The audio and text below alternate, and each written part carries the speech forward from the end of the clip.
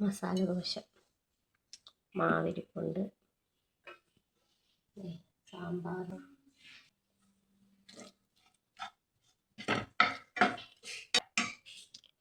ഒരു വെറൈറ്റിയാണ്.